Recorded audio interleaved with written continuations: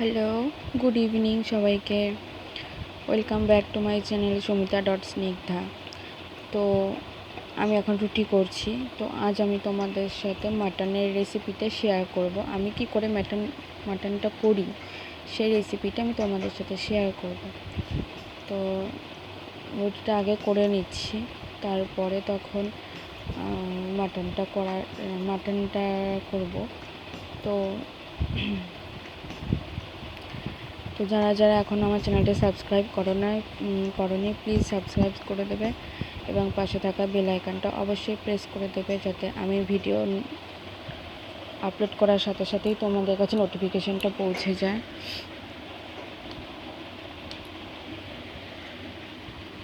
তো আশা করছি তোমরা সবাই ভালো আছো, সুস্থ আছো, আমরাও ভালো আছি। তো ততক্ষণ দেখতে থাকো ব্লগটা। রুটির পরে আমি আমার মাটনের রেসিপি দেব, সঙ্গে থাকো তোমরা সবাই। That I won't scratch your surface, and I could walk for days searching for your praise, but is it even there to find?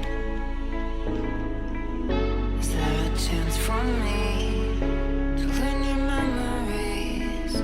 Will I slowly lose my mind? তো এখানে যে আমি কি এত বকবক করছিলাম আমার মনে পড়ছে না।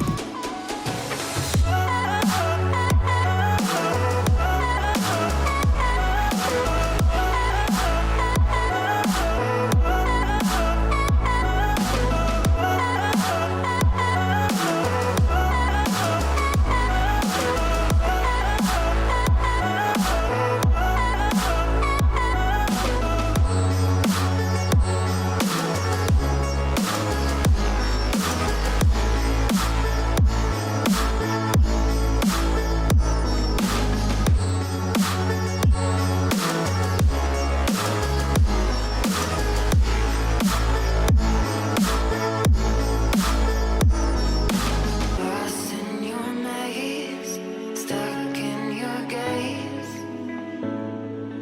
How can তো মাটনটা ফার্স্টে আমি নুন হলুদ মাখিয়ে রেখে দিয়েছি ভালো করে পরিষ্কার করে। তো এটাকে আমি এবার সিটি দেবো। এটা যেহেতু মিডিয়াম খাসিটা ছিল, খুব বড় না খুব ছোটও না, সেক্ষেত্রে আমি 6টা সিটি দেবো। আর যদি খুবই কচি হয় সেক্ষেত্রে 4টে সিটি লাগে, 4টে দিয়ে সঙ্গে সঙ্গে খুলে দিতে হয়। আর খুব বড় হলে সেখানে 10-12টাও লেগে যায়। তো সেটা ডিপেন্ড করছে মাটনটা কীরকম টাইপের তার উপরে। তো আমি এটাকে 6টা সিটি দেবো। আলুটাকে আমি ভেজে নিচ্ছি, মানে খুবই সুন্দর করে যাতে সেদ্ধ হয়ে যায় আলুটা ভাজতেই আমি সেরকম করেই ভেজে নিচ্ছি আলুটা। আমি ভাজা হয়ে গেলে তুলে নেব, ভালো করে লাল করে ভাজবো, ওটাকে আর কষাবো না। পেঁয়াজ রসুন লঙ্কা আদা টমেটো সব বেটে নেব একসাথে। আলুটা আমার অলমোস্ট ভাজা হয়ে গেছে, পুরো লাল হয়ে গেছে, দেখতেই পাচ্ছ তোমরা। তো এটাকে আমি এবার তুলে নেব, আর ভাজবো না। এটা সেদ্ধ হয়ে গেছে, খুন্তি দিয়ে ঠেকালেই ভেঙে যাবে এরকম। তো এবার আমি তুলে নিচ্ছি, দিয়ে তেলে আমি জিরে শুকনো লঙ্কা আর তেজপাতা ফোড়ন দিয়েছি, দিয়ে টমেটোটা ভাজছি। এবার পেঁয়াজটা দিয়ে দিচ্ছি।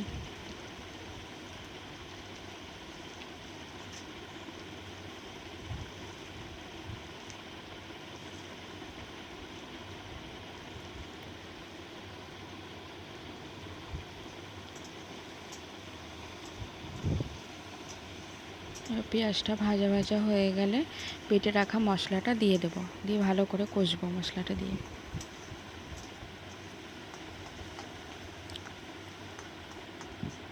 একজন এক রকম স্টাইলের করে, আমি এইভাবেই করি। আমার মা দিদি এরাও এরকম করেই করে। তো মশলাটা দিয়ে দিয়েছি। এবার খুব ভালো করে কষে নেব মশলাটা। আমি মাংসটা সেদ্ধ করে জলটা আলাদা করে রেখেছি, ওই জলটা দিয়েই আমি মাংসটা করব। আমি এক্সট্রা আর কোনো জল দেব না। তার জন্য আমি মাংস সেদ্ধ করার সময় আর একটু জলটা দিয়ে দিয়েছিলাম, যাতে ওতেই মাংসটা আমার হয়ে যায়। তো মাংসের যে স্যুপটা বেরোয় সেটাতে খুবই টেস্ট হয়। তো না, একদিন ট্রাই করবে।